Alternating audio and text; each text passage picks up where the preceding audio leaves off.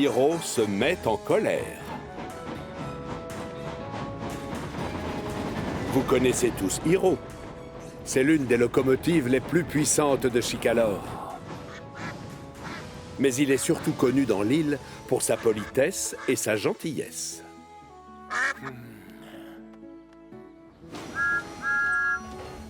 À toi l'honneur, Thomas. Tu as besoin d'une douche, ça se voit. Oh, merci, Hiro. Ce matin-là, Diesel a fort affaire avec les wagons farceurs au hangar. Bon, arrêtez, au travail. Je suis pressé, moi. Et ne bougez plus.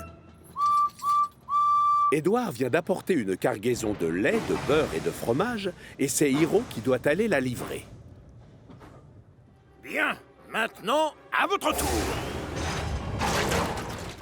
Arrête d'être aussi brutal, Diesel. Tu vas renverser tout le lait. C'est la seule solution pour que ces idiots de wagons farceurs comprennent qu'ils doivent m'obéir, je te signale. Alors, mêle-toi de tes affaires, c'est compris?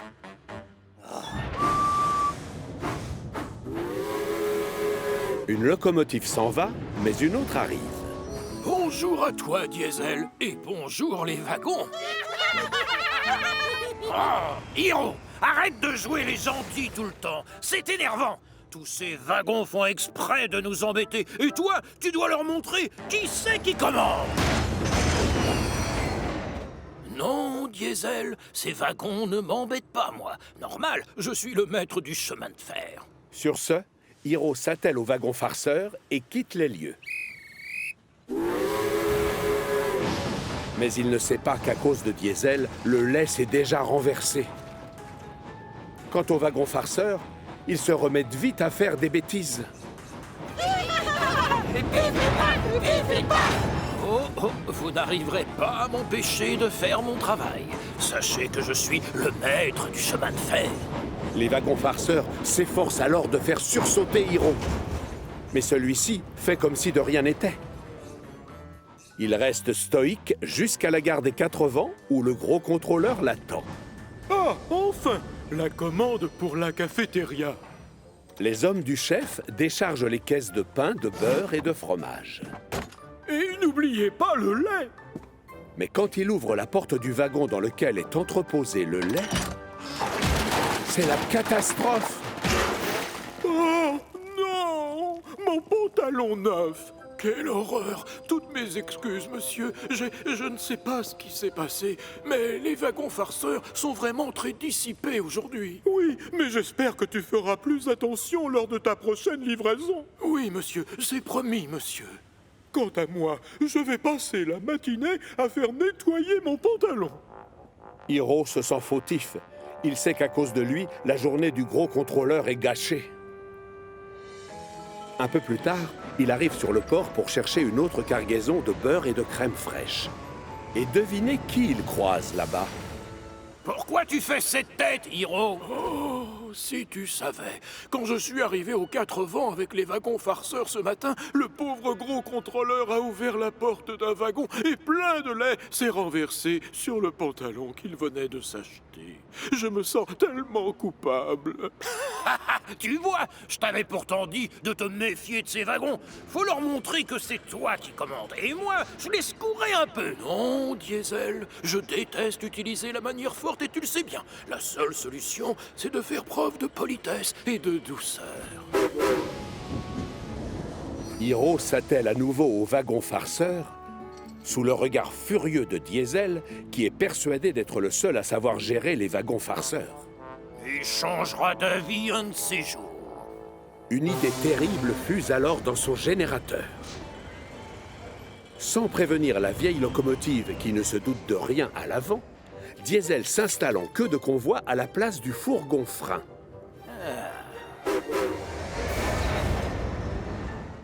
Hiro démarre donc sans savoir que Diesel s'apprête à lui jouer un mauvais tour. Au bout de quelques minutes, les wagons farceurs commencent déjà à faire les fous. Pourtant, Hiro décide de rester poli et gentil. Mais il n'a toujours pas remarqué que Diesel était caché à l'arrière du train. Je vais juste lui montrer à quel point ces wagons peuvent être énervants. Et quand Hiro se lance dans la montée de la côte, Diesel appuie à fond sur ses freins pour le ralentir et que l'ascension soit encore plus difficile. Doucement, doucement! Ah! Si Hiro est vieux, il reste quand même très costaud. Mais Diesel ne se démonte pas pour autant. Et Hiro doit appuyer comme un forcené sur ses pistons pour arriver au sommet de la colline. Parvenu de l'autre côté, Diesel change de tactique et pousse le train à fond les wagons pour descendre plus vite. Les wagons farceurs, eux, s'amusent comme des petits fous. Ça alors? Mais qu'est-ce qui leur prend? Hiro ne se doutait pas que les wagons farceurs pouvaient causer autant de problèmes. Pour autant, il ne rouspète pas. Reste poli et sois très gentil. Et souviens-toi, tu es le maître du chemin de fer. Son refus de gronder les wagons fait monter d'un cran la colère de Diesel. On se calme. D'accord, là j'arrête. Monsieur Gentil en a ras le sifflet. Je suis le maître du chemin de fer.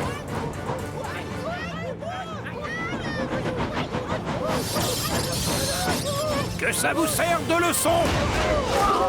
Hiro freine tellement brusquement que 3 gros bidons remplis de crème fraîche sont projetés dans les airs. Non, pas moi!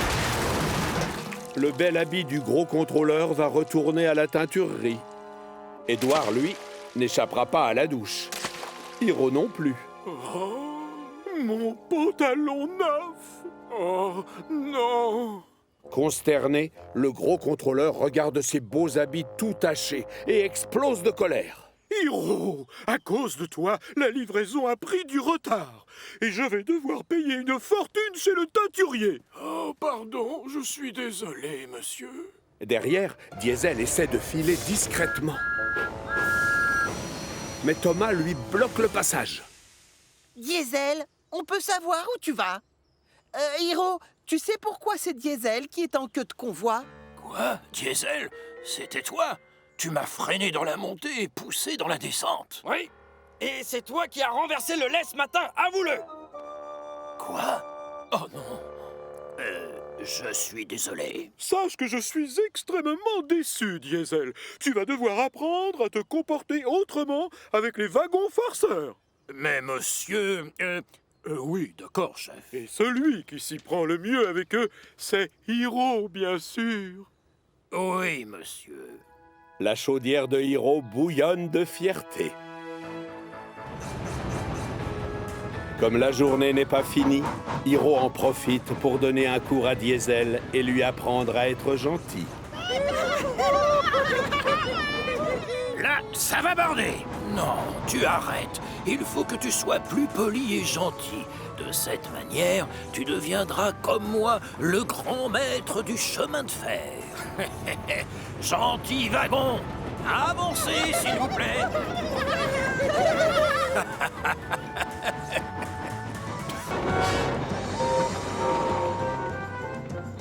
Stafford le discret.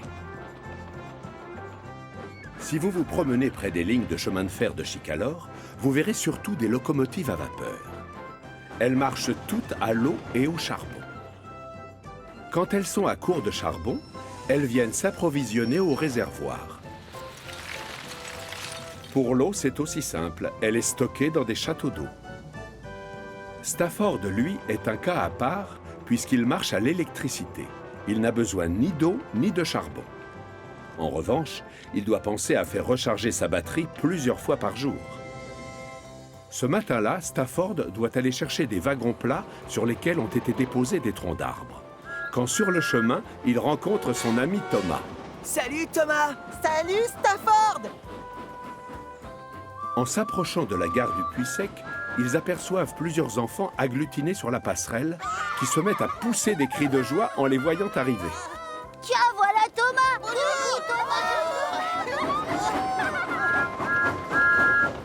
Regardez, il y a Stafford aussi! Bonjour, comment ça va? Les enfants lui font des signes de la main, mais très vite, une chose les intrigue. Thomas fait du bruit en roulant, alors que Stafford, lui, avance sans faire aucun son. C'était étrange. Stafford a très bien entendu les remarques des enfants. C'est comme s'il avait reçu une flèche en plein cœur. Si je roule sans faire de bruit, c'est parce que je fonctionne à l'électricité. Oh, j'aimerais faire des tchou-tchou, moi aussi, pour être comme mes amis. Quelques minutes plus tard, Stafford arrive près des hangars pour prendre le chargement de tronc qu'il doit livrer sur les quais. Écoutez les bruits que font Thomas et Percy. C'est vraiment mon rêve de pouvoir faire la même chose. Derrière, c'est efficacité avant tout. Le chargement est vite prêt à partir. Qu'est-ce qui se passe, Stafford? Ça ne va pas? Je sais que mon moteur marche à l'électricité, mais j'aimerais tellement faire du bruit, comme tous mes amis. Pourquoi pas? On peut te donner des leçons? Tu es sérieux? Oui, bien sûr, voyons. On va t'apprendre à rouler en cadence. Tu vas nous suivre et écoute bien la petite musique du moteur à vapeur.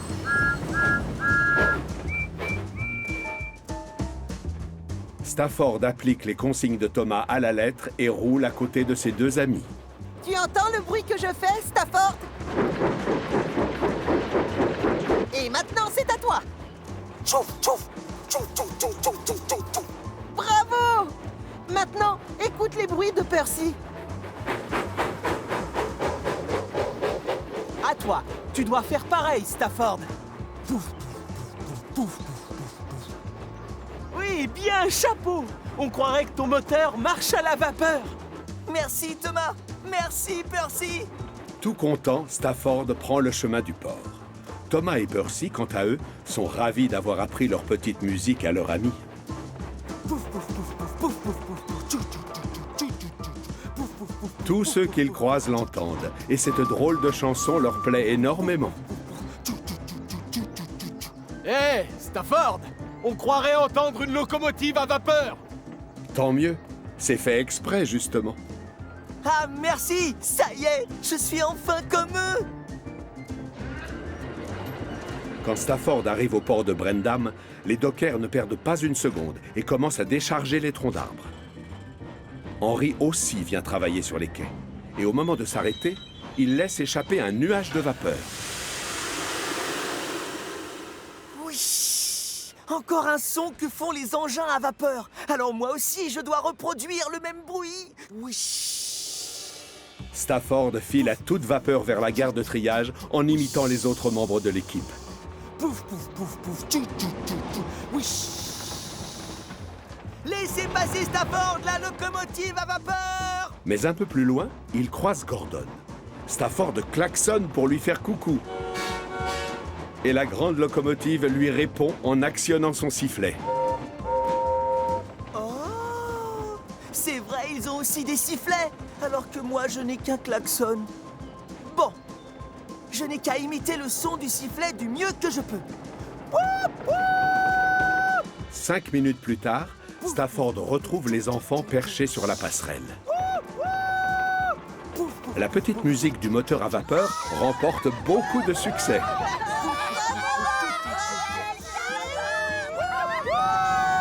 Stafford n'a jamais été aussi heureux. Comme il a du temps libre, il passe au hangar pour faire recharger sa batterie. Ça tombe bien, parce que le gros contrôleur veut lui parler. Monsieur McCall demande que tu viennes l'aider. Tu vas donc te rendre à sa ferme immédiatement. Tu es vraiment l'engin idéal pour cette mission. Quel honneur! Stafford est fou de joie. Il s'attelle à des wagons réservés au transport d'animaux, puis redémarre à toute vapeur pour ne pas perdre de temps. Pouf, pouf, pouf, pouf, tchou, tchou, tchou, tchou, wouch. Wouh, wouh. Pouf, pouf, pouf, pouf, tchou, tchou, tchou, tchou, wouch. Wouh, wouh. 5 minutes plus tard, la ferme de Monsieur McCall est en vue. Pouf, pouf, pouf, pouf, tchou, tchou, tchou, tchou. Wouch. Wouh, wouh. Malheureusement, les jeunes moutons du fermier n'ont pas l'air d'aimer la petite musique du moteur à vapeur, et terrifiés par les bruits émis par Stafford, ils prennent aussitôt la fuite. En voyant la scène, M. McCall se fâche tout rouge. C'est malin. J'avais demandé que ce soit toi qui viennes parce que tu ne fais pas de bruit et que mes agneaux n'auraient pas peur. Et maintenant, il va falloir tous les rattraper. Oh non! Je suis désolé, monsieur McCall. Si je peux vous aider, surtout, dites-le-moi. Pas de réponse. Le fermier est déjà parti à la recherche de ses jeunes moutons.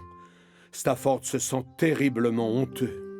Finalement, je crois que c'est bien aussi d'être une locomotive électrique silencieuse. Alors qu'il réfléchit aux avantages d'avoir une batterie à la place d'une chaudière, Oh. il entend quelque chose dans le lointain. Ce serait pas... Oui, je crois bien. C'est ça! Je les entends bêler. Mais alors, monsieur McCall est parti du mauvais côté? Stafford décide d'aller prévenir le fermier en roulant sans faire de bruit.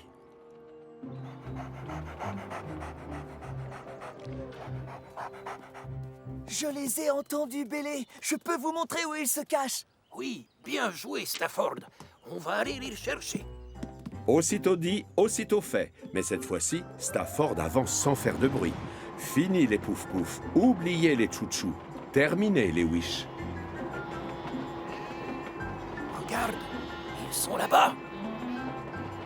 Monsieur McCall est soulagé. Il a finalement retrouvé ses petits protégés.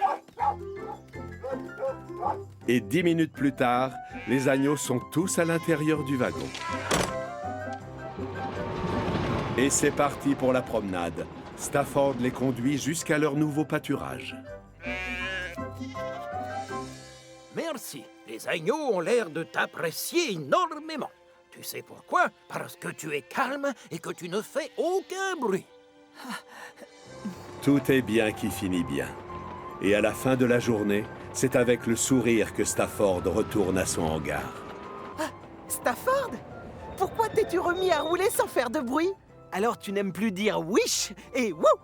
En fait, j'ai réfléchi et ça a quelques inconvénients. Je n'ai rien d'une locomotive à vapeur. Moi, je suis Stafford le discret. Et je suis fier de mon moteur silencieux. Chut. Une blague pas drôle. Charlie est un sacré rigolo. Et à chaque fois qu'il croise quelqu'un, il ne peut pas s'empêcher de lui raconter une blague. Hé, Salty, pourquoi les pirates ont très mal au foie? Je sais pas, moi. Pourquoi les pirates sont fragiles du foie? Dis-moi. Ils ont les pires rats, en fait. Bravo, elle est bien bonne, celle-là. Sur l'île, tout le monde n'est pas fan des blagues de Charlie, mais parfois elles sont tellement drôles qu'on ne peut pas s'empêcher de rigoler.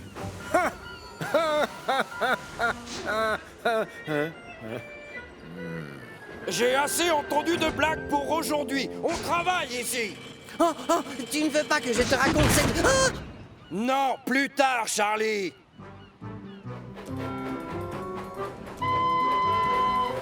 Hé, Thomas, qu'est-ce qui est rose et gris et qui a 4 pattes? J'en ai aucune idée. Qu'est-ce qui est rose et gris et qui a 4 pattes? Un éléphant qui tire la langue, évidemment. Excellent! Oh, très drôle, Charlie. Oh, Percy, Charlie a une super devinette avec un éléphant. Oh, mais j'en connais plein d'autres. Qu'est-ce qui fait clamp, clamp, clamp, squish? Clamp, clamp, clamp, squish. J'en sais rien. Qu'est-ce qui fait ce bruit? Clamp, clamp, clamp, squish. Un éléphant avec une chaussure pleine d'eau.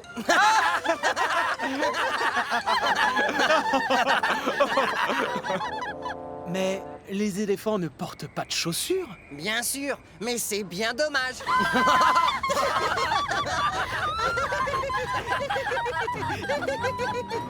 Ce jour-là, Charlie est en route pour aller chercher des wagons quand tout à coup, il remarque quelque chose de tellement extraordinaire qu'il n'en croit pas ses yeux.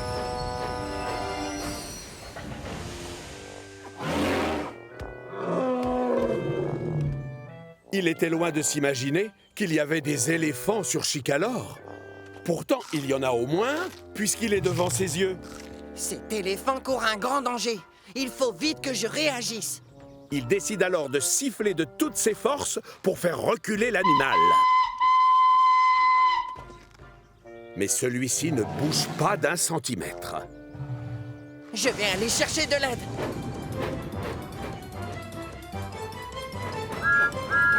Thomas!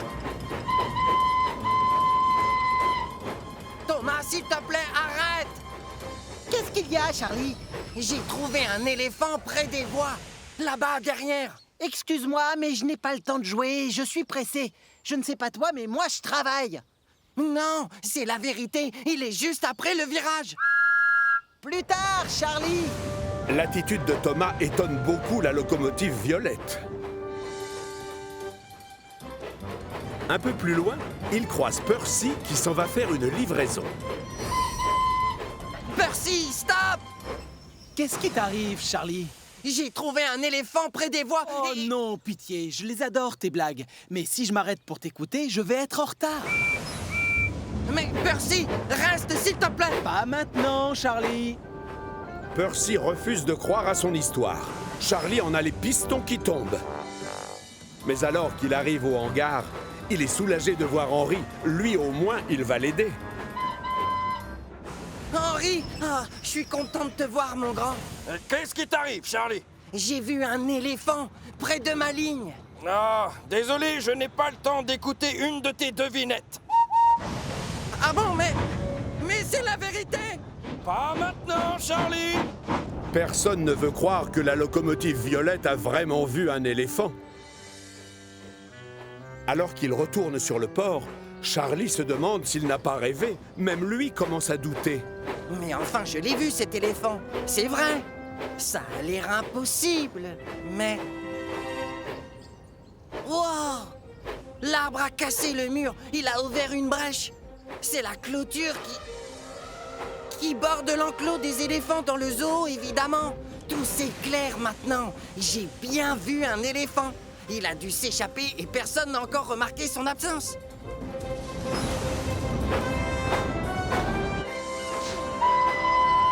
Écoutez-moi, les amis. Il y a un éléphant dans la nature. Un éléphant? Oh, où ça? Non, pas de panique, Cranky. Je le connais bien, c'est encore une de ses blagues. Charlie commence à en avoir ras la cheminée de ne pas être pris au sérieux. Il part donc chercher de l'aide ailleurs. Reviens, Charlie. Tu nous fais la tête?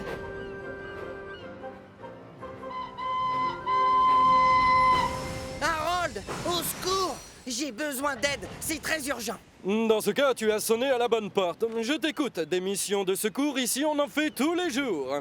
L'ennui, c'est que personne me prend au sérieux. Et pourtant, il y a bien un éléphant près des voies. Un vrai éléphant? Tu en es certain? Je te le dis, il a dû s'échapper de son enclos, j'ai trouvé une brèche. Tu as raison, Charlie. C'est bien une urgence et il faut intervenir. Je vais te suivre. Tu vas me montrer où il est.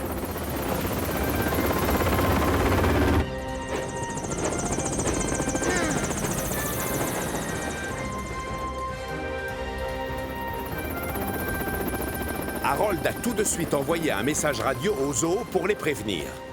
Et quand il arrive avec Charlie près du mur effondré, les gardiens du zoo sont déjà au travail. Mais l'éléphant est introuvable.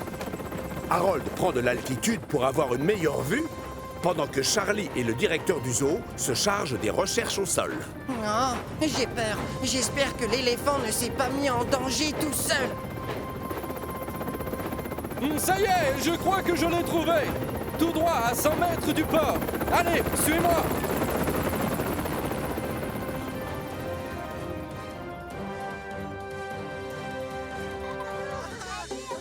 Vous connaissez beaucoup d'enfants, vous, qui ont la chance de voir un éléphant de près? Eh bien, sur Chicalor, ce genre de miracle se produit souvent. Voilà la cavalerie qui arrive.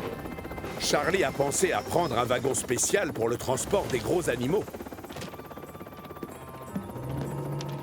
L'éléphant doit retourner au zoo dans son enclos. Il y sera bien plus en sécurité. Le soigneur le guide gentiment pour le faire monter dans le wagon. C'est bon, Charlie. Il est dedans.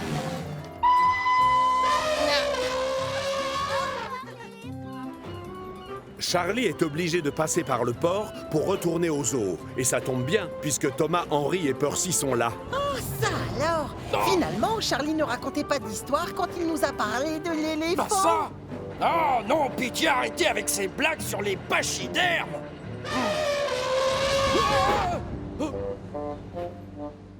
Les gens du zoo sont soulagés de voir revenir l'éléphant en bonne santé. Ils étaient tellement inquiets. Bien joué, Charlie. Félicitations. C'est toi qui l'as retrouvé. Tu t'es montré utile et très efficace aujourd'hui. C'est sûr, Charlie a retenu la leçon. Il a découvert que personne ne vous prend au sérieux si vous plaisantez tout le temps. Il décide donc de ne plus jamais raconter de blagues. Enfin, quand je dis jamais, j'exagère. Hein, Salty, que prend un éléphant pour voler? J'en sais rien, Charlie. Ça prend quoi, un éléphant pour voler? Un jumbo jet. Un jumbo jet. Ah, très drôle, cette blague. Les éléphants! Ah.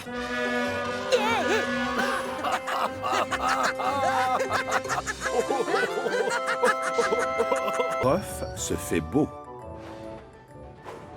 Vous connaissez la décharge de Whiff sur la petite île de Chicalor? Il y a toujours beaucoup d'agitation là-bas. Ce n'est pas le travail qui manque, croyez-moi. Mais ça tombe bien, parce que Whiff et Scruff adorent s'occuper des wagons poubelles et de leur contenu. Allez, on déchiquette! Paré à rouler, Scruff? Paré à rouler, Whiff! Bon, c'est vrai que c'est plutôt un travail salissant, mais Scruff et Whiff s'en moquent totalement. Ils savent à quel point leur rôle est important sur Chicalor. Et ça leur est bien égal d'avoir une carrosserie couverte de taches. On a un message!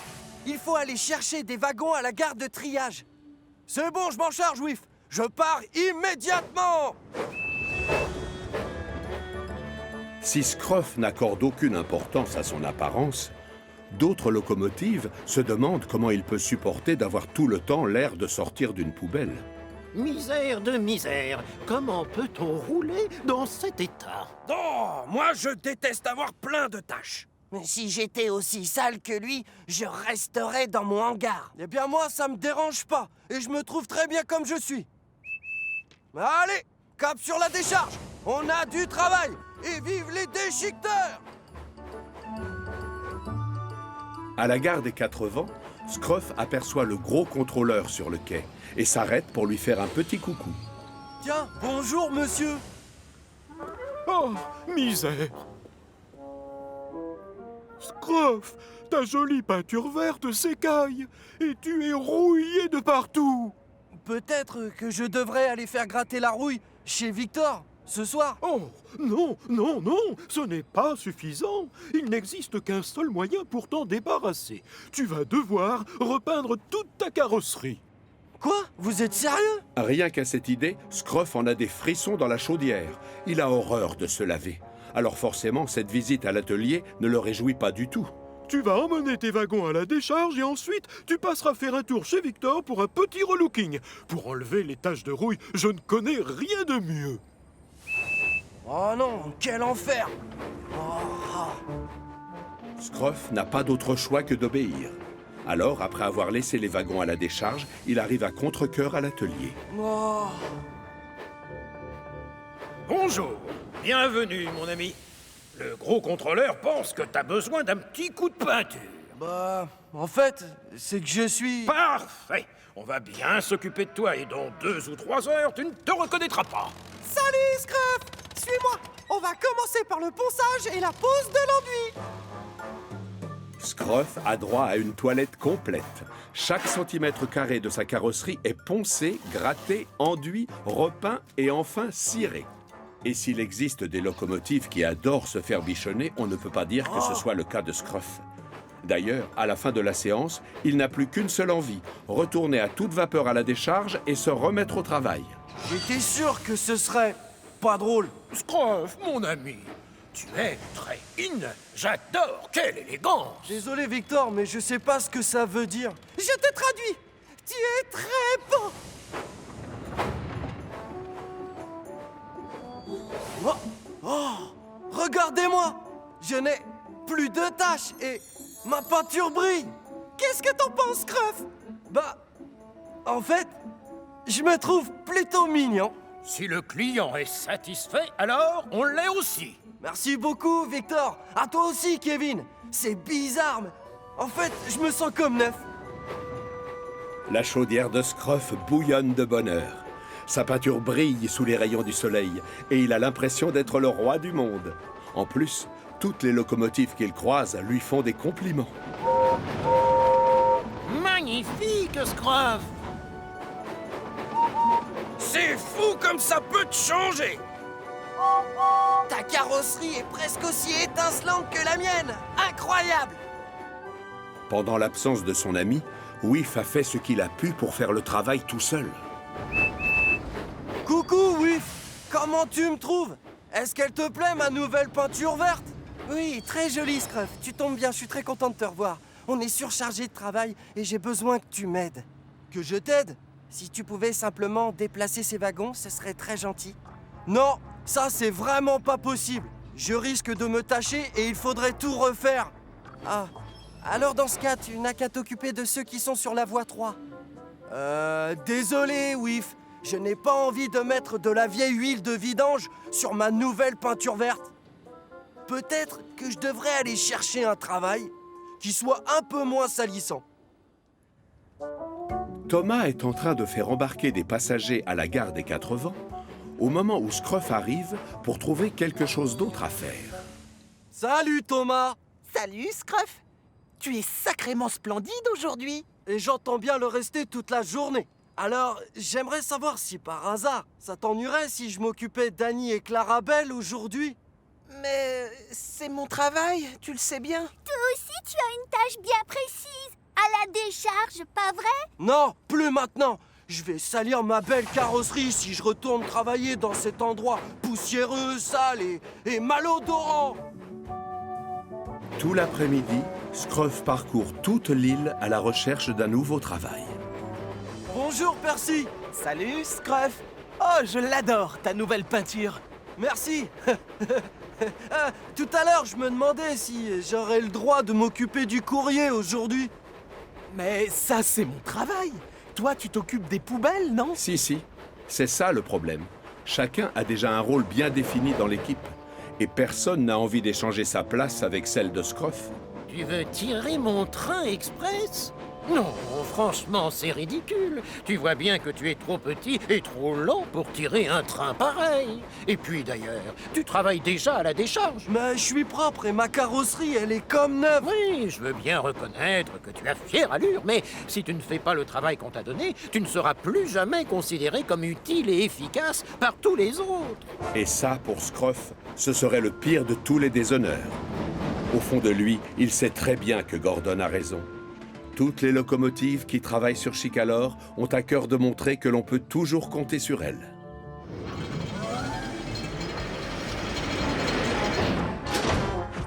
Pendant ce temps-là, à la décharge, le pauvre Whiff est totalement débordé. Nom d'une poubelle.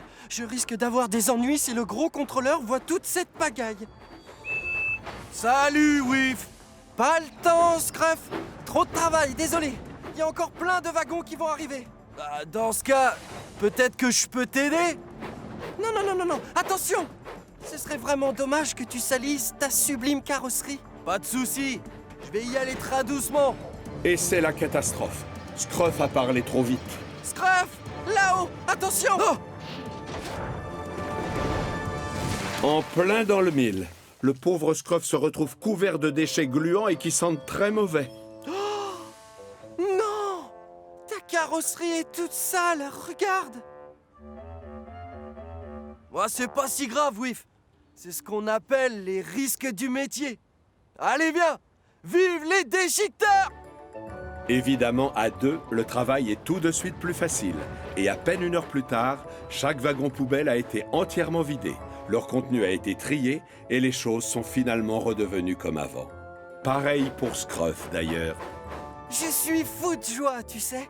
Ça fait plaisir de retrouver mon cher collègue. Moi aussi, je suis ravi, Whiff. Tu sais quoi? En y repensant, je n'échangerai mon travail à la décharge et ma vieille carrosserie tachée de partout avec personne d'autre. Le nouvel ami de Luc. La carrière de la Montagne Bleue est un endroit particulièrement bruyant dans lequel grouille tout un tas de machines. Et il ne faut pas avoir peur des explosions. Le soleil est en train de se coucher, mais les locomotives de Bellevue qui travaillent à la carrière sont loin d'avoir terminé. Allez, ça descend. Prochain arrêt, le fond de la carrière. On fait la course jusqu'au déchiqueteur. Celui qui arrive le premier passera avant l'autre pour prendre les cailloux. C'est d'accord.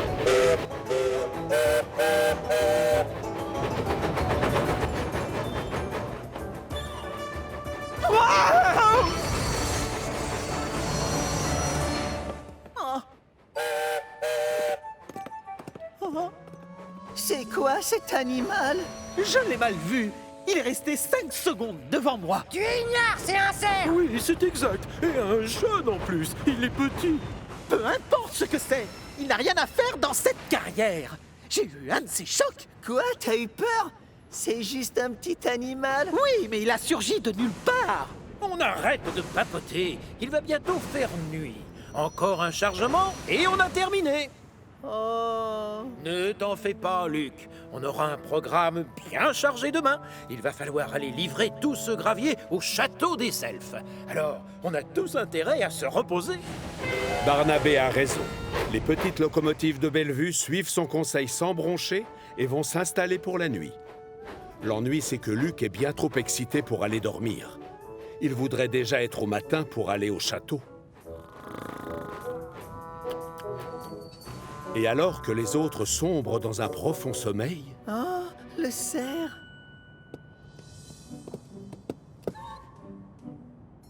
Hé, non, reviens. Je ne te veux pas de mal. Salut, petit animal.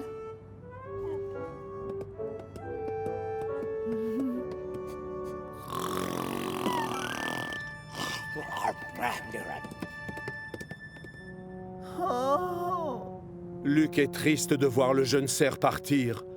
Mais ce qui le console, c'est qu'il l'a vu de très près. Même s'il doute de le revoir un jour. C'est pourquoi, le lendemain, il est surpris de découvrir son nouveau copain endormi dans sa cabine. Tiens, bonjour, petit cerf. Bonjour, Luc. Chut! Fais moins de bruit. Tu vas faire peur à mon jeune copain. Tu dérailles, Luc. La carrière n'est pas un endroit adapté pour les animaux. N'importe quoi. Quand je lui aurai présenté tout le monde et qu'il aura vu à quel point c'est génial d'habiter ici, je te parie qu'il s'y plaira autant que moi. Peut-être. Mais ça m'étonnerait que le chef soit du même avis que toi. Tant pis. Luc est sûr de pouvoir veiller sur son nouvel ami. Et sans décevoir le contrôleur à lunettes.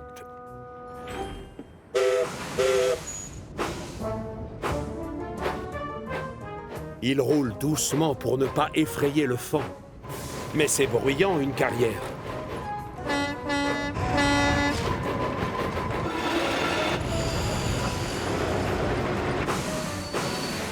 Et le vacarme terrorise le jeune cerf qui se recroqueville dans la cabine de Luc. Soudain, Oh non! le fan saute par-dessus la porte et s'enfuit encore une fois. Ne t'inquiète pas, reviens, voyons. Je l'aime bien, ton nouveau copain, Luc. Il est marrant. Où te caches-tu, l'ami?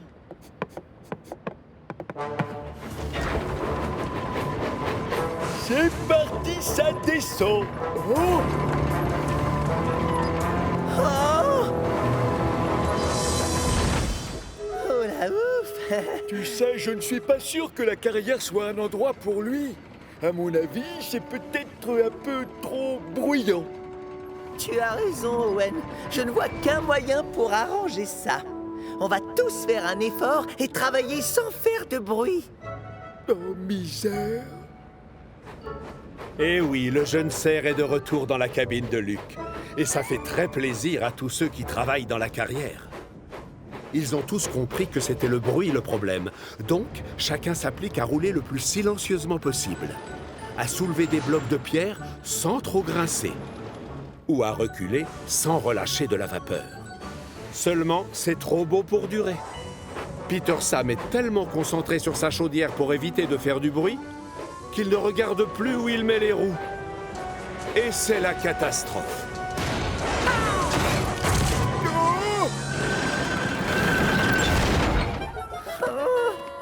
Désolé, Luc, mais ça ne peut pas continuer. C'est impossible de travailler correctement sans faire de bruit. Il a raison, je n'y arrive pas. C'est même plus dur de travailler lentement et en silence que de procéder comme d'habitude. Et en faisant du bruit. Mais on fait peur à mon copain. Écoute, Luc, tu ne peux pas être super efficace et t'occuper de ce jeune cerf. Cette carrière n'est pas un endroit pour lui. Au contraire, moi je veux le garder. Il faut juste lui laisser un peu de temps pour s'adapter. Ayez confiance, et bientôt il se sentira chez lui. Je le sais, j'étais comme lui.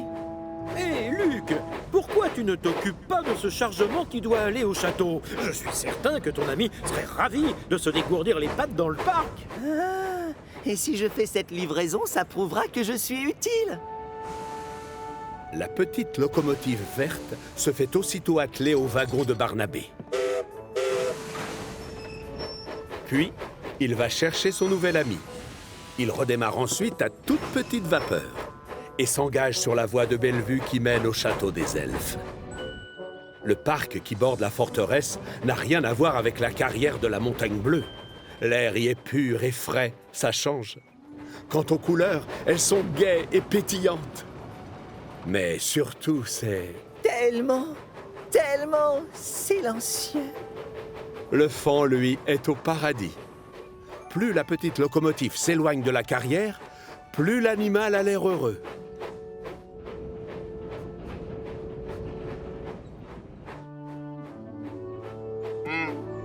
Oh, t'as vu, cerf? Cet animal te ressemble comme 2 gouttes d'eau. Hé, reviens! Oh, j'ai compris.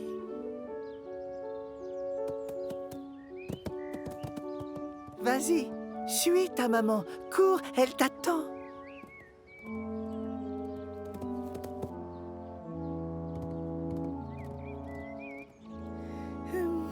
C'est difficile de dire au revoir à un ami, n'est-ce pas, Luc? Mais ça console de savoir qu'il sera plus heureux ici, avec sa famille.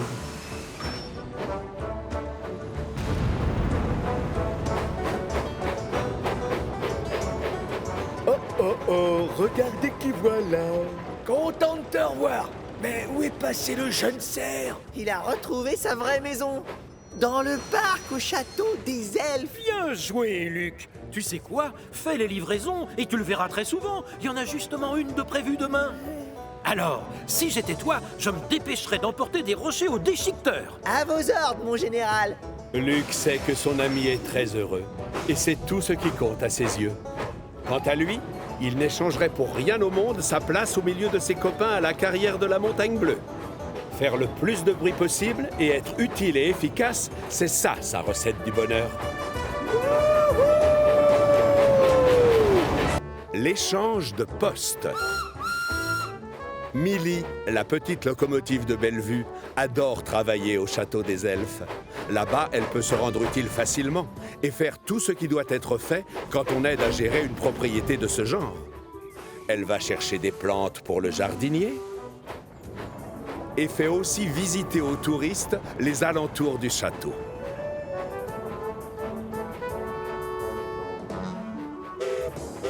Luc fait également partie de l'équipe de Bellevue et lui aussi adore son travail à la carrière de la Montagne Bleue. Il se sent chez lui dans le bruit et la poussière. Transporter de lourdes pierres ne lui fait pas peur. Et il adore par-dessus tout traverser les tunnels sombres qui lui permettent d'aller partout.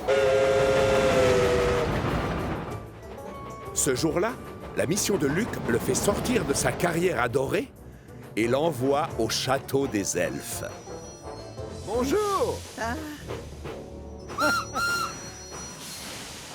Bonjour, je m'appelle Luc et je viens vous livrer des pierres pour le château. Génial! Merci. Moi, je suis le comte et elle, c'est Millie. Bonjour. Et elle va te montrer où laisser ton chargement.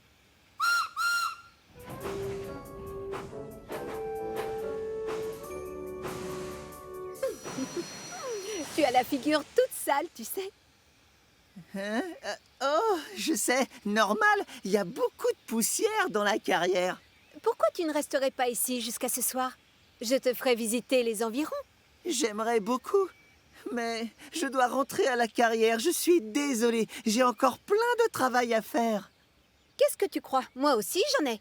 Je vais chercher des plantes pour notre jardinier, sans parler des visiteurs que je promène dans le parc. Ça a l'air super, mais moi je transporte surtout des pierres et des rochers, et c'est très lourd, crois-moi. Moi aussi, je transporte des chargements lourds, comme les courses pour la cuisine. Ah oui, bien sûr. Allez, il faut vraiment que je fonce à la carrière. Foncer, c'est facile. Parfois, il vaut mieux rouler doucement et être patient. Oh, tu sais, la patience, ça me connaît bien.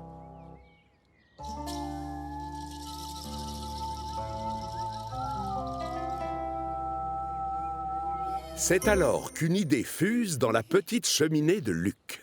Oh, tu sais quoi? On devrait échanger nos places pour une journée. Quoi? Échanger nos places? Juste pour la journée. Et comme ça, je verrai mieux en quoi consiste ton travail à la carrière, c'est ça? Et moi, je pourrais voir en quoi consiste ton travail au château. Le comte est très emballé par cette idée farfelue, mais il a quand même téléphoné au contrôleur à lunettes pour lui demander son autorisation. Monsieur Percival trouve que votre idée est formidable et il a donné son accord. Millie met aussitôt le cap sur la carrière de la Montagne Bleue. En arrivant, elle est à la fois curieuse de visiter ce lieu inconnu et inquiète de ce qu'elle va y trouver. Pendant ce temps-là, Luc se prépare à travailler au château des elfes, la chaudière bouillonnant d'excitation et de joie. Et toi, tu trouves que c'est une bonne idée? Puisque le contrôleur à lunettes est d'accord, je le suis aussi. Et tu veux bien porter ces wagons à Owen, s'il te plaît, Millie? Oui, avec plaisir, Peter Sam. Je te l'avais dit, passe-les-moi, ça vaut mieux.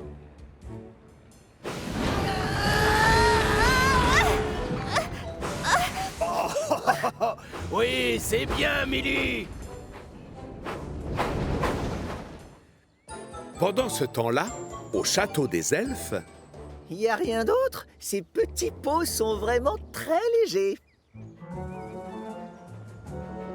D'habitude, je tire des trains plus lourds. Bon, maintenant, il faut que je trouve la maison du jardinier. Mais tout ce que Luc voit, c'est du vert partout, de l'herbe verte, des arbres aux feuilles vertes. Du vert, du vert, du vert. Tout est de la même couleur dans ce maudit parc. D'ordinaire, l'univers de Luc est peuplé d'engins poussiéreux et bruyants. Alors forcément, il se sent perdu dans cette nature silencieuse. Et le voilà qui revient à son point de départ. Il a fait tout le tour de la propriété. Minute. Quoi? Non, ne me dites pas que j'ai fait le tour du parc. Mais pourtant, j'ai pas vu la maison du jardinier. Millie, elle, est toujours en train de transporter ses pierres quand elle arrive devant un tunnel. Ah! Mais enfin, pourquoi tu freines? Désolée, je n'ai pas l'habitude de traverser des tunnels. Comparé aux grandes étendues gazonnées du château, le tunnel a l'air sombre et étroit. Peut-être, mais moi, je n'ai pas le temps, alors vas-y, avance! J'ai les roues qui tremblent, tu comprends? Attends, je vais te pousser pour t'aider. Non, merci. Je peux y arriver seule. Allez, courage. Roule.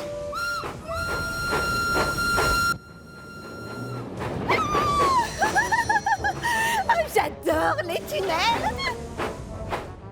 De l'autre côté de l'île, Luc se retrouve avec une nouvelle mission. Il joue cette fois les guides pour les touristes.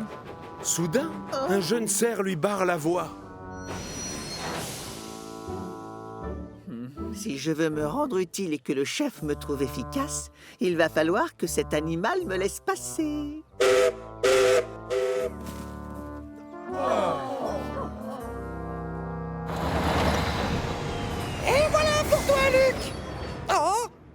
bonjour. Luc et moi, on a échangé nos places. Donc ça, c'est pour moi. Je m'appelle Millie. Oh, ravi de te connaître, Millie. Bon, sans te commander, prends le wagon, s'il te plaît.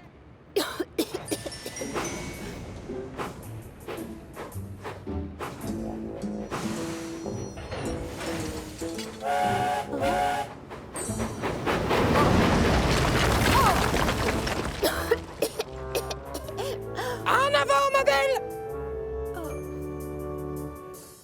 Au château, Luc file à toute vapeur, comme c'est son habitude à la carrière. Ralentis! On ne fait pas la course ici. Tes passagers n'ont pas envie d'être secoués comme un prunier pendant leur promenade. Encore! Désolé, monsieur. Tu vas devoir apprendre à relâcher la pression de temps en temps. D'ailleurs, tantôt, si tu avais roulé un tout petit peu plus doucement, tu aurais trouvé la maison du jardinier. De son côté, Millie a appris beaucoup de choses de cette expérience. D'abord, elle est plus forte qu'elle ne le croyait. Ensuite, les tunnels ne lui font plus peur. Et enfin, elle ne craint plus la poussière. Au même moment, Luc réalise qu'il y a des tas de choses à voir dans le parc. Et que la meilleure façon d'en profiter, c'est de garder les yeux grands ouverts et de rouler lentement. Mais le temps passe vite, et au moment où Luc rentre chez lui, il croise Millie qui revient de la carrière. Maintenant, c'est toi qui as la figure sale. C'est vrai qu'il y a beaucoup de poussière dans la carrière. Ça t'a plu d'y travailler? Ah oui, j'ai surtout aimé les tunnels. Et les bruits aussi. Je me suis bien amusée. Et toi, ça t'a plu? Eh bien, oui, c'est un endroit magnifique et très silencieux. Mais j'ai hâte de rentrer chez moi, j'avoue. Et moi donc? Salut, Émilie. Au revoir. Et c'est avec la chaudière bouillonnant de joie que chacun retourne à son poste. Mais ce qui les rend vraiment heureux, c'est que cette journée leur aura permis de se faire un nouvel ami pour la vie. Pas de neige pour Thomas. C'est l'hiver sur la petite île de Chicalor. Le vent est glacial et les arbres ont perdu toutes leurs feuilles. Et d'après la météo, il va sûrement neiger très bientôt. En prévision, les locomotives se sont équipées d'un chasse-neige parce qu'on n'est jamais trop prudent. Coucou, Edouard. Toi, je vois que tu as écouté la météo. Oh oui, Percy. Maintenant, avec le chasse-neige, je suis tranquille. Mais tout le monde ne pense pas la même chose. Thomas, par exemple, déteste rouler avec un chasse-neige. Alors, pour s'en débarrasser, il va le cacher sur une voie de garage pendant que personne ne le regarde. Je vais laisser mon chasse-neige ici, dans la forêt. Et je vais faire croire aux autres que je l'ai perdu. Thomas raconte alors un gros mensonge à son conducteur. Il lui fait croire que le chasse-neige n'est pas de la bonne taille et qu'il faut l'enlever tout de suite. Ah, c'est plus agréable comme ça. Je me sens mieux. Tout content, Thomas retourne à la gare de triage. Oh, Thomas? Mais qu'as-tu fait de ton chasse-neige? Tu ne vas jamais me croire. Je l'ai cherché partout, mais impossible de remettre la roue dessus. Et cette nuit-là, comme la météo l'avait prévu, il se met à neiger. Très vite, un grand manteau blanc recouvre chaque centimètre carré de Chicalor, y compris les rails, les quais de gare et les ponts. Le matin venu, au moment d'aller travailler, toutes les locomotives mettent leur chasse-neige pour pouvoir circuler plus facilement. Enfin non, toutes sauf une. Et il y a quelqu'un que ça met très en colère. Thomas, comme tu n'as pas de chasse-neige pour dégager la voie, tu vas devoir rester ici dans ton hangar. C'est trop dangereux de rouler sans équipement adapté. Pas de souci, monsieur. Émilie, comme toi tu as l'air d'être plus prévoyante, je vais te demander de déblayer la ligne de Thomas. On ne sait jamais. D'accord, monsieur. Thomas bouillonne de joie. Je ne suis pas forcé de mettre un chasse-neige, c'est le bonheur. En revanche, il y en a une qui fait la tête, c'est Émilie. Au lieu d'être au chaud dans un hangar, la pauvre a les roues gelées à force de patauger dans la neige. C'est trop injuste. Pourquoi moi, je suis obligée de mettre ce stupide chasse-neige et pas Thomas? Oh, C'est alors qu'elle entend des enfants éclater de rire. Je parie qu'ils sont en train de se moquer de moi. Tout ça parce que j'ai l'air ridicule avec ce machin devant moi. La colère de la petite locomotive verte monte d'un cran. Mais alors qu'elle s'approche des enfants, elle s'aperçoit qu'ils sont en train de jouer dans la neige. Pendant que certains font de la luge, d'autres fabriquent d'énormes boules de neige. Ah! Je me suis trompée, les enfants ne se moquent pas de moi. Ils profitent du temps pour faire toutes sortes de jeux. Finalement, la neige, c'est moins ennuyeux que je ne le croyais. De son côté, Thomas s'ennuie ferme. La journée lui semble terriblement longue. Ce qui me console, c'est que je ne suis pas forcée de rouler avec un chasse-neige comme Émilie. Youpi! Et vous, vous trouvez qu'Émilie a l'air de s'embêter? Elle s'amuse même tellement à rouler dans la neige que la voie est dégagée en un rien de temps. Je te félicite. Comme tu as fait de l'excellent travail, je vais te confier une mission spéciale. Tu vas aller chercher Annie et Clarabelle et tu remplaceras Thomas sur la ligne principale, d'accord? Merci beaucoup, chef. Voilà une récompense bien méritée. Au même moment, Thomas commence à trouver le temps long coincé dans son hangar. Oh, là, je paierai cher pour avoir quelque chose à faire. Je ne comprends pas pourquoi tu détestes ton chasse-neige, Thomas. C'est tellement chouette de rouler dans la neige. Vraiment? Et devine quoi? C'est moi qui vais prendre Annie et Clarabelle pour travailler sur ta ligne. Première nouvelle, Thomas est sous le choc. Ils sont à moi, ces wagons. Et c'est mon travail. Oui, mais tu n'as pas le droit de sortir du hangar. Je te rappelle que tu n'as pas de chasse-neige. Tel est prix qu'il croyait prendre. Thomas ne peut que laisser Émilie partir avec ses wagons adorés. À tout à l'heure, Thomas. Salut, Thomas. Cherche bien, ton chasse-neige ne doit pas être loin. Pour un peu, Thomas se taperait la tête avec une clé à molette. Qu'est-ce qui lui est passé par la chaudière tout à l'heure? Soudain, une idée fuse dans sa cheminée. Si je récupère vite mon chasse-neige, le gros contrôleur acceptera alors de me rendre Annie et Clarabelle.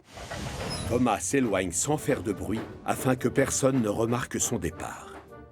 Une fois dans la forêt, il se met à la recherche de la voie de garage où il a laissé son chasse-neige. Mais malheureusement, ces portions de voie n'ont pas encore été déblayées. Impossible de voir quelque chose avec toute cette poudreuse.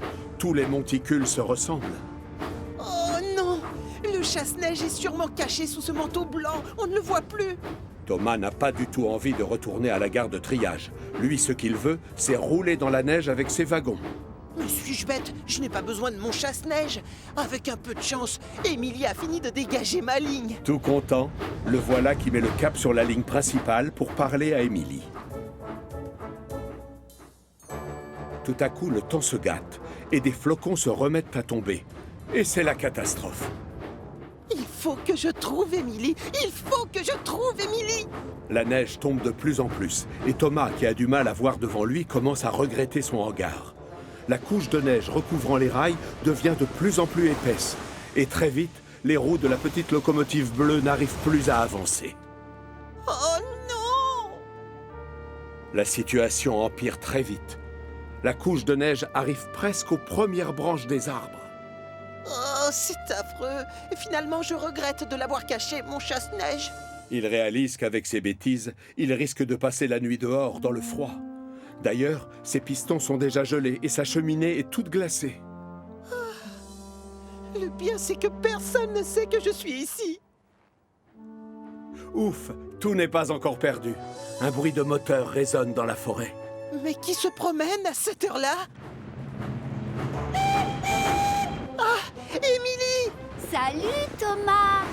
Je suis drôlement contente de te voir, tu sais. Thomas, qu'est-ce qui t'arrive? Tu en fais une tête. Nous sommes passés à la gare de triage, mais tu n'y étais pas. Le gros contrôleur, lui, a l'air d'être sur le point d'exploser. Ah bravo! C'est malin! Voilà ce qui arrive quand on désobéit à son chef et que l'on sort sans chasse-neige. Oui, je sais, pardon. J'ai été le cacher tout à l'heure. Et maintenant, je n'arrive plus à le retrouver. C'est de ça qu'on voulait te parler, justement. On l'a retrouvé sous un tas de neige un peu plus loin. Merci beaucoup, Émilie. Pardon, monsieur. Parfois, on n'a pas le choix. Et quand la météo l'exige, on doit porter un équipement adapté. À partir de maintenant, quand il se mettra à neiger, c'est avec plaisir que je roulerai avec. Bravo! Et j'espère que ça te servira de leçon, Thomas. Demain matin, c'est toi qui iras dégager les voies pour aider Émilie. Oui, d'accord, mais avant, j'ai une petite surprise pour toi. Tu nous suis? Émilie fonce à toute vapeur à travers la poudreuse. Derrière, Thomas a hâte de savoir quelle est cette fameuse surprise. Mais voilà qu'Émilie ralentit près du champ où se trouvent des enfants. Wow! Regarde-moi tous ces bonshommes de neige!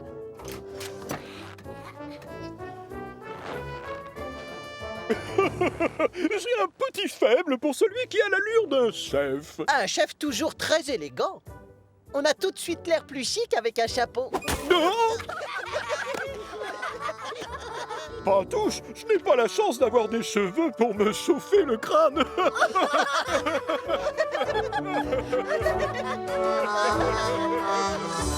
Gordon en panne sèche. C'est l'été sur Chicalor. Et ce jour-là, la météo a prévu de la canicule. Thomas se rend à la gare des Quatre Vents en compagnie d'Annie et Clarabelle, ses wagons fétiches. Le gros contrôleur lui a confié pour mission de s'occuper du train local sur la ligne principale. Mais avant, il doit remplir son réservoir d'eau. Près du quai, Gordon, qui n'a pas l'air de bonne humeur, attend Percy qui doit lui amener ses wagons. Où sont passés mes wagons? J'en ai assez qu'on me fasse attendre à chaque fois. Peut-être que tu devrais aller les chercher toi-même? Non, les grosses locomotives comme moi ne s'abaissent pas à ce genre de choses, je te signale. Moi, je m'occupe du train express. Autrement dit, le transport de passagers le plus important de tout Chicalor. Les trains locaux ont autant de valeur. Personnellement, moi, je les trouve trop lents. Ils sont obligés de s'arrêter à toutes les gares, alors que l'express, lui, ne fait halte que dans les grandes gares de l'île. Ça change tout. Mais voilà Percy qui arrive enfin avec les wagons de Gordon. Thomas avance jusqu'au château d'eau pour faire le plein avant de repartir. Attention, laissez passer l'express. Un peu plus loin, Paxton redescend de la carrière de la Montagne Bleue avec un chargement de grosses pierres. Il est loin de se douter que Gordon roule sur la même voie, mais dans l'autre sens. Le signal passe au rouge juste au moment où Paxton se rapproche dangereusement de l'aiguillage. Vite, Paxton, freine! L'express passe avant tout! Une grosse pierre se retrouve projetée dans les airs et atterrit lourdement sur la chaudière de Gordon, qui est obligé de s'arrêter. Pardon, Gordon, tu n'as pas trop mal? Tu as une grosse bosse sur le flanc, ça va aller? Mais oui, Paxton, je vais bien. On n'abîme pas une belle et grande locomotive telle que moi aussi facilement. Tu devrais quand même aller faire un tour chez Victor. Non, je refuse. Tu sais, je suis pressé. Le train express ne doit pas être en retard. Et hop, le voilà qui repart. Vous connaissez Gordon. Quand il est comme ça, impossible de le faire changer d'avis. Pourtant, 5 minutes plus tard, sa chaudière commence à avoir sérieusement soif. C'est très étrange. Je croyais avoir fait le plein d'eau avant de partir. Il aperçoit alors un château d'eau juste devant. Je ferais bien de m'arrêter là pour faire le plein. Mais les passagers ne sont pas du tout du même avis. Ils ont peur que le train prenne du retard. Du coup, Gordon redémarre à toute vapeur sans remplir son réservoir. Mais quelques mètres plus loin, sa chaudière recommence à avoir soif. Oh, hélas, si je m'arrête tout le temps pour faire le plein, je vais prendre beaucoup de retard. Je dois vite trouver une autre solution. Gordon passe en revue tous les endroits qu'il connaît bien dans cette partie de l'île. Alors, on a les hangars, les Quatre Vents, Colvert, le Puits Sec, les Marrons, les Grillons, un lac... Oh! En passant à côté du lac, il réalise à quel point il est urgent de trouver de l'eau pour sa chaudière. Sinon, il risque de tomber en panne. Je vais penser à autre chose. Mieux vaut continuer. Ceci est le train express. Encore plus loin, Gordon longe cette fois un ruisseau. Et le clapotis de l'eau lui rappelle qu'il risque la panne sèche. Alors, il décide de siffler pour s'obliger à ne plus y penser. Mais quand il aperçoit un autre château d'eau sur le côté, Il sait qu'il doit s'arrêter. Derrière, les passagers sont furieux. Ils croyaient avoir choisi un train rapide, pas un escargot. L'ennui, c'est que Gordon a vraiment besoin d'eau. Son réservoir est presque vide. Allez, reprenez vos places, je vais rouler super vite, d'accord? Accrochez vos ceintures! Gordon arrive sans encombre à la gare du Puy-Sec. Il se gare devant le quai pour que les passagers descendent ou montent dans les wagons. Tu as pris beaucoup de retard aujourd'hui, dis donc. Oh, je sais, mais je vais le rattraper tout à l'heure. Tu vas voir.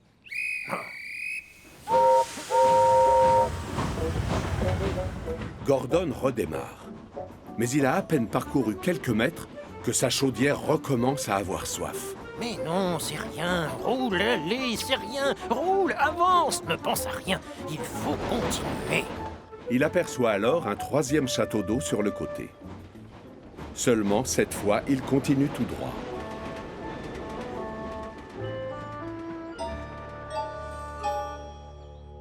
Le prochain train ne s'arrêtera pas en gare. Veuillez vous éloigner de la bordure du quai, s'il vous plaît. L'Express passe avant tout! Gordon puise dans ses réserves pour pouvoir avancer à la même vitesse. Allez, accélère! L'Express passe avant tout! Mais comme il n'a plus suffisamment d'eau pour produire de la vapeur et donc faire tourner son moteur, c'est la panne sèche et il est forcé de s'arrêter en pleine campagne. Au même moment, Thomas roule tranquillement en compagnie d'Annie et de Clarabelle quand il remarque des traces d'eau sur le sol. Alors là, je me demande bien d'où ça vient. Il s'aperçoit que Gordon et l'Express se sont arrêtés au milieu de nulle part. Quel est le problème, Gordon? Pourquoi tu t'arrêtes ici? Il n'y a pas de gare. Eh bien, je n'ai plus d'eau, je suis en panne. Ah, je me demande si ta chaudière n'aurait pas une fuite. J'ai vu qu'il y avait de l'eau sur la voie. Une fuite dans ma chaudière? C'est le genre de choses qui n'arrive jamais aux grandes locomotives comme moi. Salut Thomas! Salut Gordon! Tout à coup, Gordon se souvient de l'incident. Ah, la grosse pierre. Mais oui, bien sûr. D'ailleurs, on voit parfaitement le trou qu'elle a fait en tombant. Oh, quelle humiliation! J'aurais dû écouter tes conseils, Paxton. J'aurais dû demander à Victor de regarder ma carrosserie après avoir été cogné par la pierre. Eh bien, oui. Ne t'inquiète pas, Gordon. Je m'occupe de tes passagers. C'est vrai que je roule plus lentement que toi, mais moi, mon réservoir est plein. Si ça t'arrange, je peux te remorquer jusqu'à l'atelier de Victor. D'accord, je ne suis pas aussi rapide que toi, mais je suis super fort. Les passagers de Gordon s'installent donc dans Annie et Clarabelle. Ensuite, Paxton déplace les wagons vides et les met sur une voie de garage. Mais quand il essaie de pousser Gordon, celui-ci ne bouge pas d'un centimètre. Gordon, tu n'aurais pas serré ton frein à main? Peut-être bien. Dans ce cas, desserre-le, ça m'aiderait beaucoup. Comment veux-tu que je te pousse avec tes freins? Gordon est trop fier. Il n'a pas du tout envie d'être remorqué jusqu'à chez Victor. Seulement, s'il refuse l'aide que lui offre gentiment Paxton, il risque de passer la nuit à la Belle Étoile. À contre-cœur, Gordon desserre donc son frein à main. Puis, il laisse Paxton l'emmener jusqu'à l'atelier de réparation. Tous ceux qui voient passer le convoi sont très étonnés de voir Gordon rouler lentement sur la voie principale. C'est tellement rare de ne pas le voir foncer à toute vapeur. Oh, quelle humiliation! Victor a été prévenu et les mécaniciens se mettent tout de suite au travail. 2 heures plus tard, le trou a été colmaté et Gordon est de retour. Bien sûr, toutes les locomotives sont déjà au courant de sa mésaventure et les moqueries fusent de tous les côtés. N'oublie pas de remplir ton réservoir, Gordon. Les chaudières ont souvent soif. Et ne t'approche pas des pierres volantes. Gordon sait qu'on va se moquer de lui pendant longtemps. Mais cette histoire lui aura servi de leçon. Dorénavant, sa priorité, c'est sa chaudière. Le train hanté. Même si la nuit est sombre et brumeuse ce soir-là, Percy se prépare à aller livrer les sacs de courrier et il est excité comme une puce. C'est la première fois que je vais déposer des lettres et des colis au château des elfes. Eh bien moi, j'aurais peur à ta place. Apparemment, James a décidé de faire une farce à Percy. Le Fantôme Express rôde dans les parages. Le Fantôme Express, tu dis? C'est quoi? C'est un train hanté.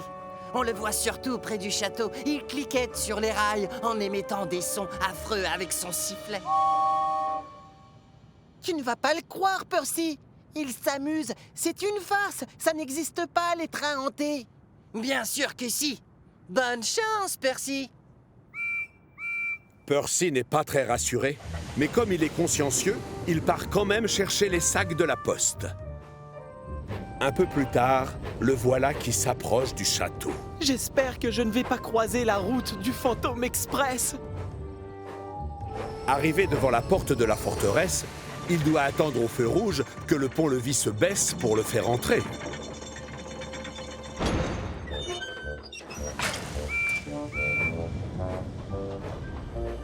Pendant que son conducteur décharge les sacs de courrier, Percy ne peut pas s'empêcher de repenser à l'histoire de James.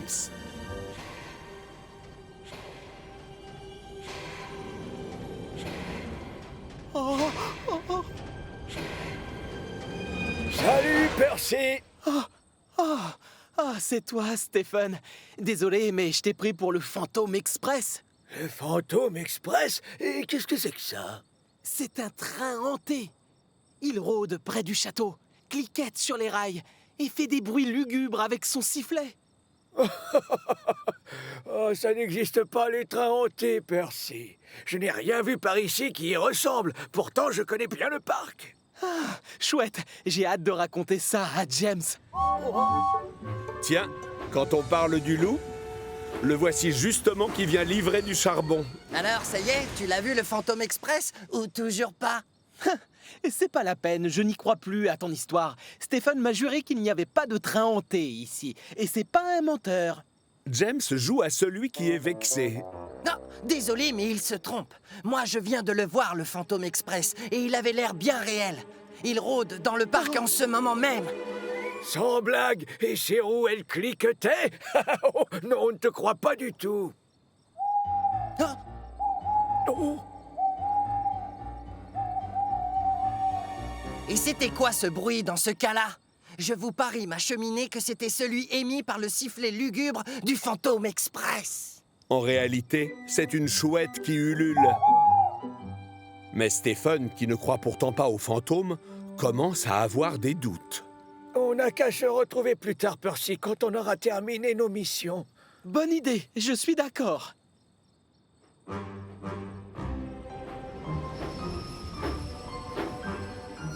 On va bien rire. Mais non, ça n'existe pas, les fantômes. Les trains hantés non plus, d'ailleurs. Il n'y a pas de fantômes. Il n'y a pas de fantômes. Il n'y a pas de fantômes. James siffle aussi fort qu'il peut.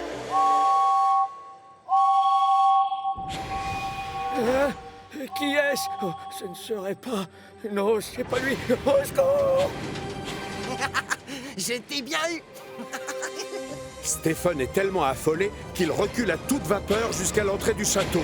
Mais hélas, il ne peut pas voir que le pont-levis a été remonté.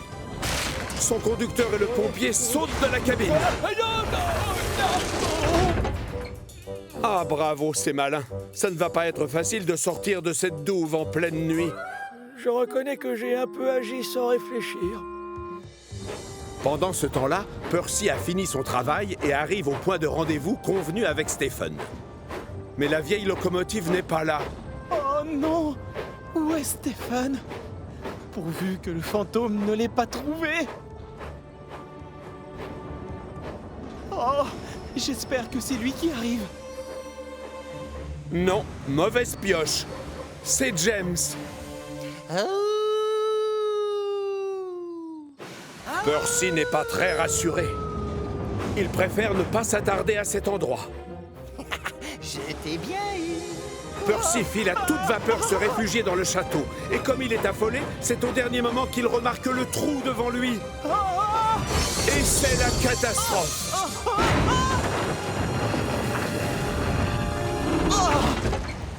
Coucou, Percy. Tu as trouvé le point de rendez-vous, bravo. Mais la plaisanterie a assez duré.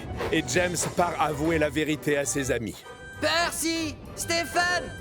Seulement, il y a tellement de brouillard qu'il voit à peine le bout de son nez. Et tandis qu'il longe les hauts murs du château sans autre compagnie que celle de la lune, James commence à frissonner. C'est le comble. Maintenant, c'est lui qui a peur. Finalement, peut-être qu'il existe vraiment ce fantôme express. Ah! Et peut-être qu'il s'est emparé de Percy et de Stéphane. James a beau chercher ses deux amis partout, il ne les voit nulle part. Et maintenant, avec le pont-levis baissé, Percy et Stéphane sont carrément cachés. J'ai l'impression qu'on va avoir de la compagnie. Vite, signalons notre présence en sifflant. Oh non! C'est le fantôme express. James est tellement affolé qu'il prend ses roues à son cou et quitte la propriété. Pendant ce temps-là, le gros contrôleur est à la laiterie pour expliquer à Thomas qu'il doit livrer du lait à la boulangerie. Au secours! C'est le fantôme express! James, pour l'amour du ciel, tu peux m'expliquer ce qui se passe? C'est Percy et Stéphane. Ils sont disparus, monsieur. Le fantôme les a enlevés. Le gros contrôleur sait pertinemment que les fantômes n'existent pas. Mais il tient à découvrir où sont passés Percy et Stéphane. D'accord, j'ai compris le message. On va se lancer dans une chasse aux fantômes. Alors que le gros contrôleur et James s'approchent du château, une symphonie de sifflets déchire le silence de la nuit, amplifiée par la profondeur des douves. C'est lui, monsieur! C'est le train fantôme! Ça? Non, ça n'a rien d'un fantôme, James. Relevez-moi ce pont-levis.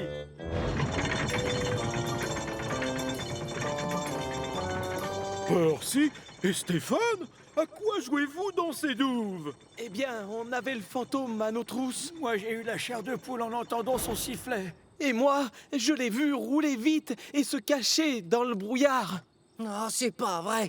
En fait, ce n'était pas le fantôme. Ah, c'était simplement moi. Je vous faisais une farce, c'est tout. Et je suis désolé. Le gros contrôleur, qui n'apprécie pas la plaisanterie, est très en colère. On fait venir Rocky pour remettre les deux locomotives sur les rails et aucun moteur cassé n'est à déclarer. James, à cause de toi, nous avons pris beaucoup de retard. Tu vas donc livrer tous les sacs de courrier pendant 1 mois à la place de Percy. Oui, monsieur. Encore pardon. Bon courage, James. J'espère que le fantôme ne t'ennuiera pas trop. Non.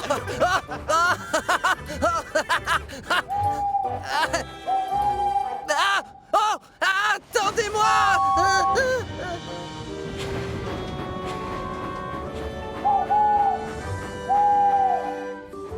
À la manière de Thomas. Vous vous souvenez de Montaigu, la locomotive verte? Comme tout le monde trouve qu'il se dandine, on lui a donné un surnom, Duck, ce qui en anglais veut dire canard. Avant d'arriver sur Chicalor, Duck travaillait sur le continent pour les chemins de fer du Grand Ouest. Dans le travail, ce n'est pas le genre à plaisanter. Et il fait toujours les choses à la mode du Grand Ouest.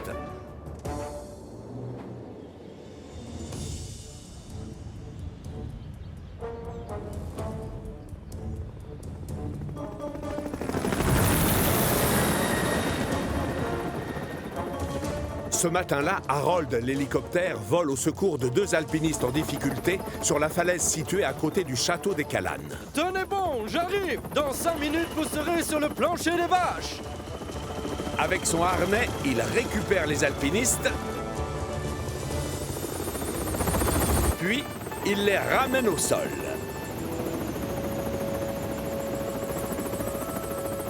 Mais au moment de redécoller,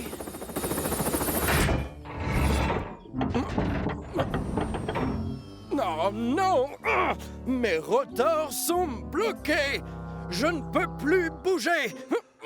Aussitôt, Duck est appelé en renfort. Et c'est le gros contrôleur en personne qui l'accueille au pied du château. Ah, Duck, tu vas devoir ramener Harold au centre de recherche et de secours pour qu'il se fasse réparer. Eh bien, chef! Mais monsieur, je suis très grand et mes flotteurs sont assez larges, alors je me vois mal voyager en train. Je vais me cogner les pales dans des pylônes. Ne t'en fais pas, Harold. Thomas ira se placer en queue de convoi.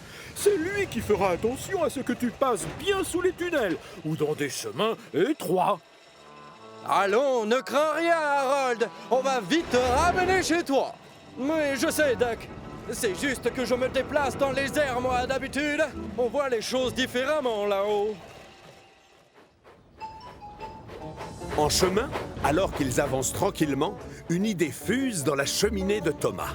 Duck, j'ai trouvé un bon moyen pour mettre à l'aise Harold. On n'a qu'à lui montrer tous les plus beaux sites de Chicalor, mais vu du sol cette fois. Ça, ce serait génial!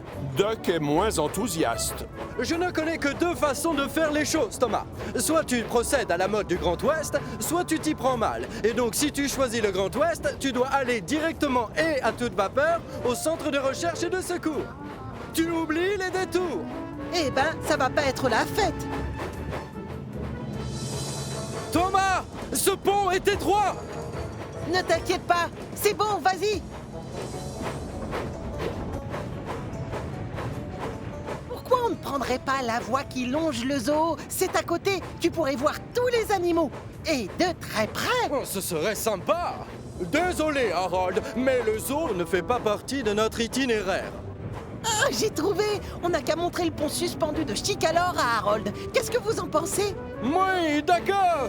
Moi, je crois qu'on va bien s'amuser. Mais ce n'est pas sur notre itinéraire. On nous a chargé de t'emmener directement et à toute vapeur au centre de recherche et de secours de Chicalor. Je procède à la mode du Grand Ouest, moi. Duck est habitué à travailler d'une certaine manière et rien ne le fera dévier de sa route. Et ça énerve Thomas. Harold, j'aimerais te faire visiter la gare des 4 vents. Mais ça m'étonnerait que Duck soit d'accord. Oh! Mais Thomas n'est jamais à court d'idées. Ah! Duck, j'ai oublié de te dire un truc. Il faut absolument que l'on passe par les 4 vents. C'est là-bas que nous attend l'ingénieur qui va réparer Harold. Oh, d'accord, Thomas. Puisque le chef veut que l'on s'arrête aux 4 vents, nous devons nous y rendre directement et à toute vapeur. Aussitôt dit, aussitôt fait. Duck se déroute sans se douter qu'on lui a menti.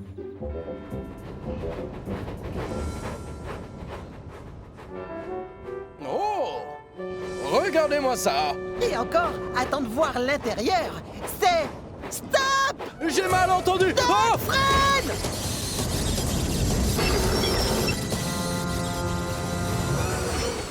Pardon, mais tu es trop grand pour pouvoir rentrer dans la gare. Quoi? L'Express passe avant tout! Un hélicoptère sur la voie? Oh, Harold est trop large pour que je puisse passer à côté. Maintenant, c'est sûr, je vais arriver en retard. Oh, merci. Mais la situation risque encore d'empirer.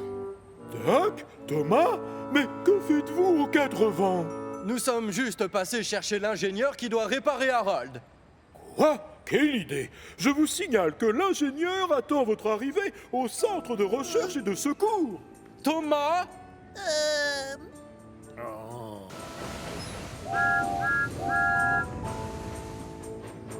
Après cette histoire, Duck est fâché contre Thomas. Tu t'es bien moqué de moi, je te remercie.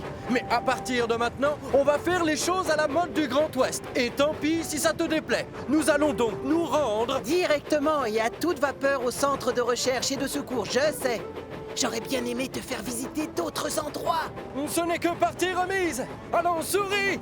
C'est alors que Thomas aperçoit un tunnel à quelques mètres devant eux. Il réalise tout de suite qu'avec ses pales, Harold ne passera jamais. Duck, arrête! On doit utiliser une autre voie! Tu m'as déjà menti une fois, je ne tomberai pas dans le piège! Mais Duck! Le tunnel! Duck! Stop! Non! pales de l'hélicoptère empêchent le convoi d'avancer. Les deux locomotives savent qu'elles doivent prévenir les secours pour débloquer Harold. Des ingénieurs accourent aussitôt pour libérer l'hélicoptère. Bien sûr, le gros contrôleur débarque aussi pour évaluer les dégâts, et il a l'air furieux. Oh! L'état de Harold s'est encore aggravé. C'est malin. À cause de vous, les trains vont tous avoir énormément de retard. 2 bêtises dans une seule journée. Alors, j'espère que vous avez retenu la leçon maintenant. Oui, monsieur. Oui, c'est le cas, chef. Ça, je l'espère, parce que vous allez tous les deux emmener Harold au centre de recherche et de secours sur le champ. Il faut peu de temps aux ingénieurs pour libérer le pauvre hélicoptère. Ensuite, Thomas et Doc le font sortir du tunnel. Excuse-moi de ne pas t'avoir obéi tout à l'heure, Thomas. S'il y a un fautif, c'est moi. Mais non, c'est aussi de ma faute. Rien ne serait arrivé si je t'avais écouté.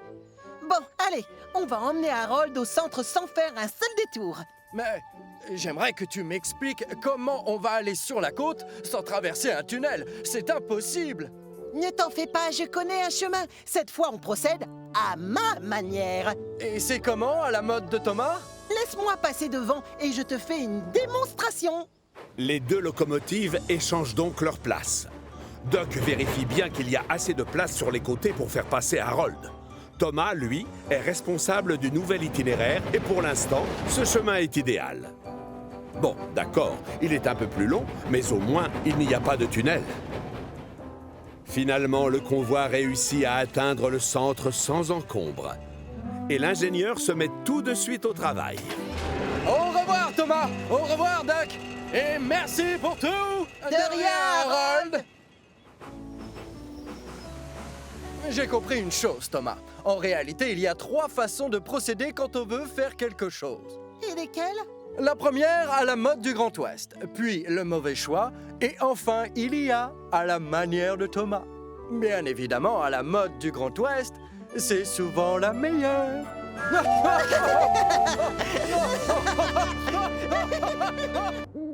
Une mission qui ne sent pas bon. Ce soir-là, à la gare de triage, James raconte des histoires qui font peur aux autres locomotives. Et à cet instant-là, le train fantôme roule tant bien que mal sur le pont, en réveillant tous les habitants de l'île avec son sifflet lugubre. Ouh! Ouh! La majorité des locomotives ne croient pas aux histoires que raconte James. Percy est le seul à les prendre au sérieux et à avoir peur. D'autant plus qu'il passe ses nuits sur les rails pour livrer les sacs de la poste. Et parfois, la nuit, dans le noir, certaines choses ont l'air plus terrifiantes qu'elles ne le sont en réalité.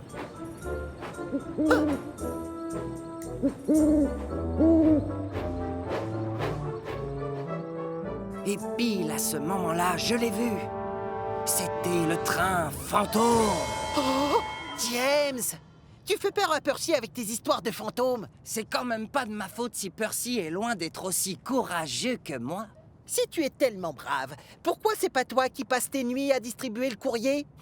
Mais tout simplement parce que c'est un travail pour une petite locomotive comme Percy et non pour une magnifique et grande machine comme moi. Laisse tomber, Thomas. Ça ne me dérange pas de sortir la nuit. Et puisque tu es si courageux, James, tu n'as qu'à relever le défi que je vais te lancer. Tu veux bien t'occuper du hareng volant cette nuit? Oui, top là, j'accepte. Avec plaisir. Ha, c'est pas un train rempli de poissons qui va me faire peur. Oui, on verra, James. Je sens qu'on va rire. C'est donc sûr de lui que James part sur le port chercher le hareng volant et sa cargaison de poissons, tout juste sortis des cales des chalutiers. Mais alors qu'il s'approche du train, une odeur épouvantable commence à se faire sentir. Oh! Sur le quai, Porter déplace des wagons pendant que Cranky décharge les caisses des pêcheurs. Oh, Porter, c'est quoi cette terrible odeur? Enfin, ce sont les poissons, James. C'est toi qui vas t'occuper du hareng volant? Non, le hareng volant, c'est le domaine réservé de Henry, alors que moi, je transporte des voyageurs. Peut-être que je devrais aller le chercher. James retourne donc à la gare de triage. Réveille-toi, Henry. Tu es en retard pour aller chercher la poubelle volante. Hein? Oh, mais tu ne devais pas t'en occuper à ma place cette nuit? Mais non, voyons, tu as mal compris. Pourquoi je m'en occuperais, tu m'expliques? C'est ton train. Moi, je suis bien trop beau pour y toucher. Mais tu avais dit que tu le ferais. Tu devais prouver ton courage. Alors là, je crois que tu as rêvé, mon ami. Bonne nuit, Henri. Allez, travaille bien. Non, je vais être en retard.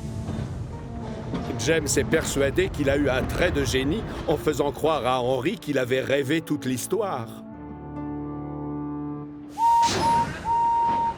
La grosse locomotive verte file à toute vapeur vers ses livraisons. Mais malheureusement, Henry a pris du retard. Et certains poissonniers vont devoir ouvrir plus tard que d'habitude. Alors, au matin, quand il retourne à la gare de triage, il n'est pas étonné de voir le gros contrôleur qui l'attend. Je peux savoir ce qui t'est arrivé hier soir, Henry? Pourquoi les livraisons ont-elles eu autant de retard? Je suis désolé, chef. Je crois que je me suis endormi. J'ai rêvé que James proposait de prendre le hareng volant à ma place. Mais c'est la réalité, Henry. Je l'ai entendu t'en parler. Et il n'est pas le seul. James essaie de se faire tout petit dans son coin. C'est vrai, James? Vas-y, parle, je t'écoute. Est-ce ta faute si les poissons ont été livrés en retard? Ah, désolé, monsieur. J'avais vraiment l'intention de m'occuper du hareng volant à sa place. Et d'ailleurs, je suis même allé sur le port. Mais voilà, ça sentait très mauvais. Hein? Mais enfin, évidemment que ça sent mauvais un poisson. Seulement, tu avais bien dit à Henry que tu allais t'occuper de son train. Oui, je sais, chef, mais j'ai cru que si je m'approchais de ces wagons, mes passagers risquaient de se plaindre ensuite si je sentais le poisson pas frais. Je ne veux pas le savoir. Donc ce soir, tu vas te charger des livraisons de poissons. Comme ça, tu tiendras la promesse que tu as faite à Henry. Oh, d'accord, monsieur. Évidemment, James est furieux. Toute la journée, il n'arrête pas de penser à ce qu'il va être obligé de faire la nuit suivante. Et quand vient le soir, alors qu'il arrive sur le port, l'odeur de poisson lui attaque les narines. Et ça ne lui plaît pas du tout. Coucou, James. Où sont tes wagons? Tu n'es pas venu chercher le hareng volant, dis-moi? Peut-être que si. James prend tout son temps et recule tout doucement vers les wagons farceurs. S'il vous plaît, faites attention. Oh, je ne veux pas qu'un seul poisson tombe sur moi. Les wagons farceurs le regardent prendre toutes ses précautions et ça les fait bien rire. James a peur de sentir mauvais. James a peur de sentir mauvais. Ah non, dites pas ça. Et d'ailleurs, c'est faux. James a peur de toucher aux poissons. James a peur de toucher aux poissons. James est tellement perturbé par ces moqueries qu'il ne fait pas attention à ce qui se passe autour de lui. Et c'est la catastrophe. Alors que Cranky décharge les caisses de poissons des chalutiers, James recule sans regarder où il met ses roues et percute la palette. Oh non! James!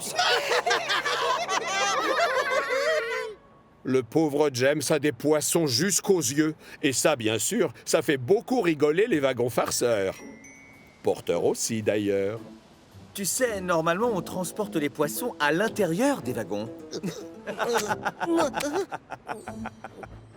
La forte odeur de poisson se renforce avec les minutes qui passent. Du coup, James file à toute vapeur faire ses livraisons. Et quand vient le matin, à la gare de triage, les locomotives sont réveillées par un drôle de parfum très désagréable. Oh, c'est quoi cette odeur? Ça, c'est une odeur de poisson. Ça vient du box de James. C'est drôlement gentil. Il a rapporté un cadeau pour le gros contrôleur. Moi? N'importe quoi. James remarque seulement maintenant le poisson allongé devant son nez et qui a dû atterrir là après le choc. Oh, c'est ça l'odeur. Bah, J'ai eu un petit accident hier soir. Pourtant, vu d'ici, ta belle carrosserie rouge a l'air intacte. C'est grâce à l'huile de poisson, ça, James. Reconnais que tu brilles encore plus que d'habitude. Tout le monde se tait. Le gros contrôleur arrive. Beau travail, James. Encore bravo. J'étais très content ce matin quand j'ai su que les caisses avaient été livrées à l'heure aux poissonniers. Et ce, malgré, comment dire, ton accident. Oh, James, d'où vient cette odeur? Tu vas me faire le plaisir d'aller te laver tout de suite, c'est compris? Bien, monsieur. Merci beaucoup. C'est avec le plus grand bonheur que je vous obéis, chef. James a prévenu. Il ne partira pas avant d'avoir été complètement récuré de haut en bas. Et ne comptez pas sur lui pour retourner sur le port. Depuis cette histoire, il fait une allergie aux poissons.